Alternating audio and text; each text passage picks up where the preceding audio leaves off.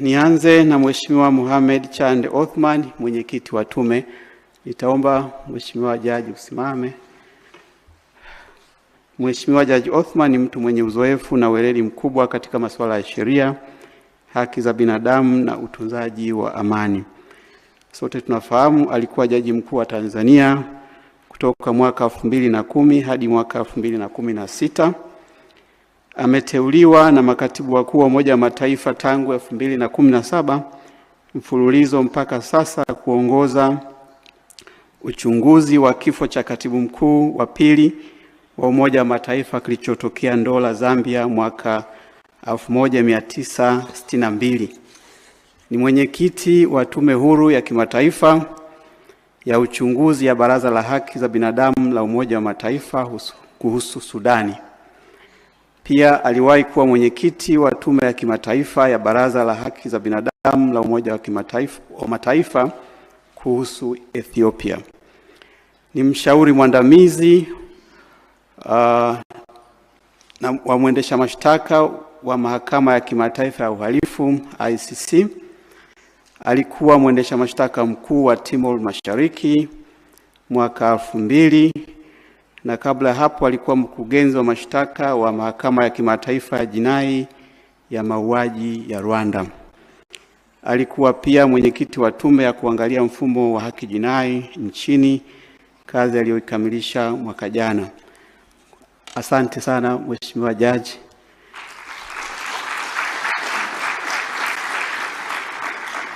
Wa pili ni Mheshimiwa Profesa Ibrahim Hamisi Juma, ni mjumbe.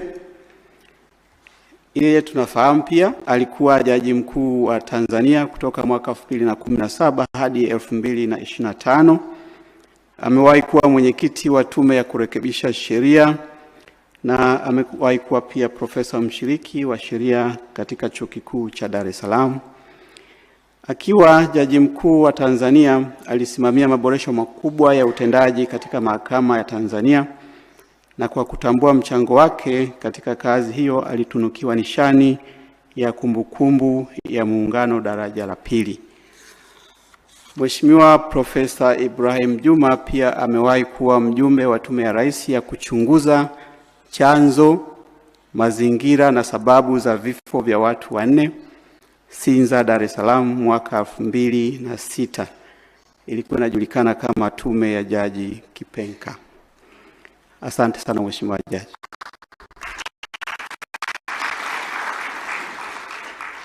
Leo ambayo tunawasilisha rasmi kwako na kwa umma wa Tanzania matokeo ya kazi hiyo. Kwa niaba na makamishna wenzangu pamoja na sekretarieti ya tume, nitoe shukrani za dhati kabisa kwako Mheshimiwa Rais kwa imani kubwa ulionayo kwetu kutukabidhi jukumu hili kubwa na muhimu kwa mustakabali wa taifa letu. Nikushukuru pia kwa ushirikiano ambao tumeupata kupitia ofisi ya Katibu Mkuu Kiongozi alituwezesha kukamilisha kazi hii. Mimi na wenzangu kwenye tume tuna deni kubwa la shukrani kwa Watanzania wenzetu ambao walituamini sana na wakatupa ushirikiano mkubwa sana hadi ukaridhia kutupa muda zaidi wa kuhakikisha hakuna aliyekuwa na ushahidi au maoni ambaye kwa hiari yake alikuwa tayari kuwa sehemu ya safari ya kuliponya taifa anakosa nafasi ya kuwasiliana na sisi. Tunashukuru sana.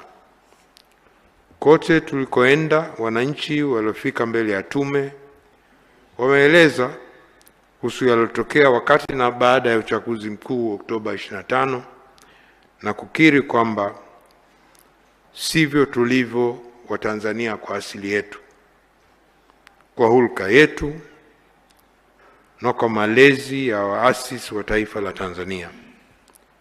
Wengi waliojeruhiwa, waliopata misiba ya kufiwa na wapendwa wao, na waliopata hasara kwa mali zao kuharibiwa au kuibiwa, wamekiri na kwa kweli wana haki ya kuwa na machungu makubwa sana. Lakini wote waliohusiana na tume kwa njia moja au mbalimbali wametuamini na kutupa ushirikiano mkubwa, na tunaamini kuwa ripoti hii ninayoiwasilisha hii leo na mapendekezo yaliyomo yatabeba dhamira ya pamoja ya taifa ya kutibu majeraha, kuwajibika bila pale panapostahili, lakini muhimu zaidi ni kujifunza na kusonga mbele. Aidha, niwashukuru makamishna wenzangu pamoja na secretariat ya tume kwa kufanya kazi bila kuchoka kwa siku 153. Mwisho, japo si kwa umuhimu, tunatambua kuwa kazi ya tume isingetekelezwa kwa mafanikio bila ushirikiano tuliopata kutoka kwa viongozi na watendaji wa serikali katika ngazi mbalimbali, wadau wa sekta ya umma na binafsi, pamoja na umma ya Watanzania kwa ujumla. Mheshimiwa Rais, uwekezaji mkubwa ambao serikali imefanya katika kuboresha sekta ya afya umekuwa msaada mkubwa wakati wa dharura zilizotokea.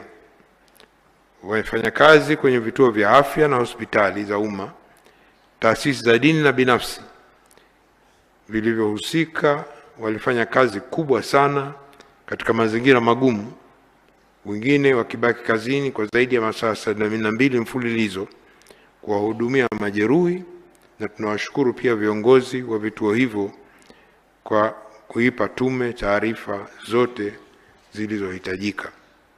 Vile vile shukrani zetu ziende taarifa za wataalamu na masuala ya kisaikolojia, kisosiolojia pamoja na masuala ya uchumi na fedha.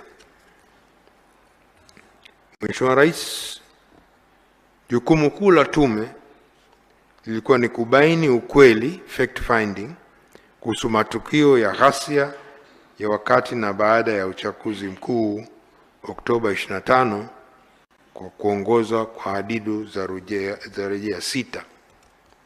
Hii leo tuko hapa kilomita 19 kutoka tukio la kwanza la 29 Oktoba lililotokea Kimara Baruti. Hadidu zetu za rejea zinasema jambo la kwanza ni kuchunguza na kubaini chanzo halisi cha ghasia zilizotokea wakati wa uchaguzi mkuu wa Oktoba 25 na siku chache zilizofuata. La pili ni kuchunguza lengo kuu lililokusudiwa na waliohusika katika kupanga kutekeleza vitendo hivyo vya ghasia na uvunjifu wa amani. Tatu ni kuchunguza na kubaini madhara yaliyojitokeza kutokana na ghasia hizo, ikiwemo vifo, majeruhi, uharibifu wa mali, miundombinu pamoja na madhara ya kiuchumi na kijamii. Nne ni kuchunguza mazingira na hatua zilizochukuliwa katika kubaini na kukabiliana na ghasia zilizojitokeza. Tano ni kupendekeza maeneo yanayohitaji kuimarishwa zaidi ili kuongeza uwajibikaji wa viongozi na raia kwenye kulinda amani, utawala wa sheria, haki za binadamu, utawala bora na mifumo madhubuti wa majadiliano ya kisiasa, kijamii na kiuchumi hadi kufikia maridhiano ya kitaifa na kuhakikisha vurugu kama hizi hazitokei tena. Na nne ni kuchunguza jambo lolote ambalo tume inaona kuwa ni muhimu na linaendana na majukumu yake. Mheshimiwa Rais, mawanda ya kazi yetu yalihusisha kufanya uchunguzi wa matukio ya wakati na baada ya uchaguzi mkuu wa Oktoba 25 na masuala yote yanayohusiana na matukio haya kama yalivyobainishwa kwenye hadidu za rejea. Aidha, kazi ya uchunguzi ilihusisha maeneo 202 yaliyoathirika zaidi katika wilaya 21 na mikoa 11 ambayo ni Dar es Salaam, Mbeya, Songwe, Mwanza, Geita, Arusha, Iringa, Dodoma, Shinyanga, Mara, tume pia na Ruvuma. Tume pia ilitembelea Zanzibar na mkoa wa Kilimanjaro kama sampuli ya maeneo ambayo hakuwa na ghasia ili kujifunza mazingira yaliyosababisha hali hiyo haufanyiki.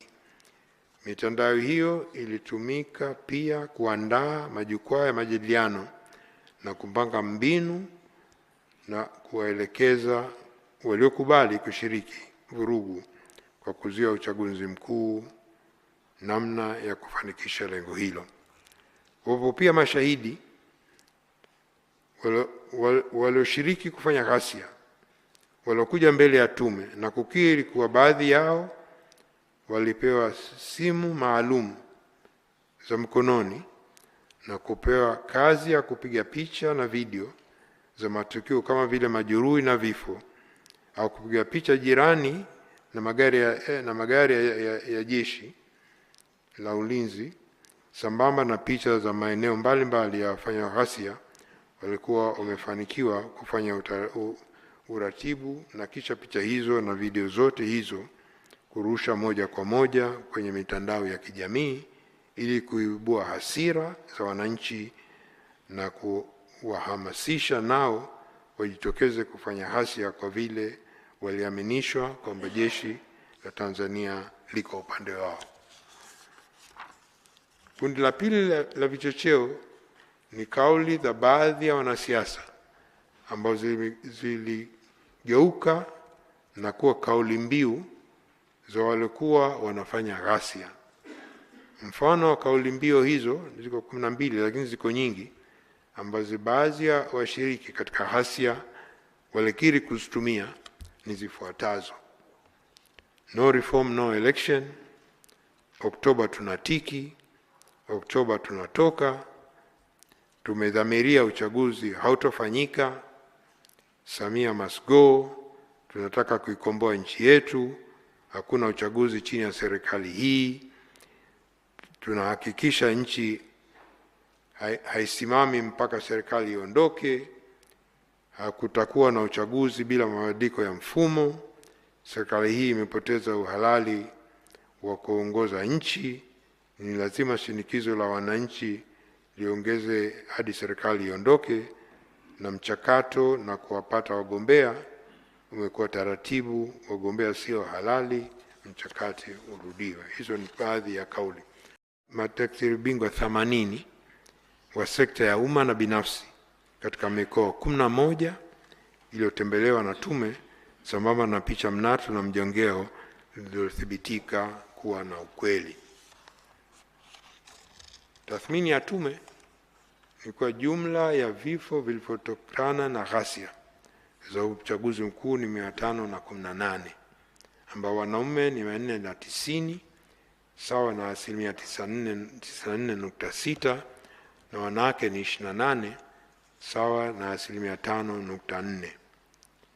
Wingi kati ya vifo hivyo vilikuwa sio vya kawaida, yani unnatural. Vifo vya kawaida sio kisheria, vifo sio halali, sio unlawful. Kifo unlawful ni mahakama peke yake ndio kinakibaini, lakini kwa upimaji na sheria ya uchunguzi wa vifo inatambua vifo ambavyo sio vya kawaida, unnatural, na sheria nchi nyingi ni hivyo hivyo. Kuna vifo vya kawaida, uzee, vifo unnatural sio vya kawaida, ndio vilivyobainika hivyo. Mkoa wa Dar es Salaam ulikuwa na vifo vingi zaidi, ikiwa ni zaidi ya vifo 182, kifuatia na Mwanza 90, Mbeya 80 na Arusha 53. 21 vilikuwa vifo vya watoto. Katika kundi hilo 15 walikuwa watoto wenye umri kati ya miaka 15 na 17, 4 walikuwa umri kati ya miaka 7 na 10, na 2 umri chini ya miaka 5. Vifo 205 sawa na 96.7 vilikuwa vya raia, civilians, na vifo 16 sawa na 3.1 vilikuwa maafisa na askari wa vyombo vya ulinzi na usalama.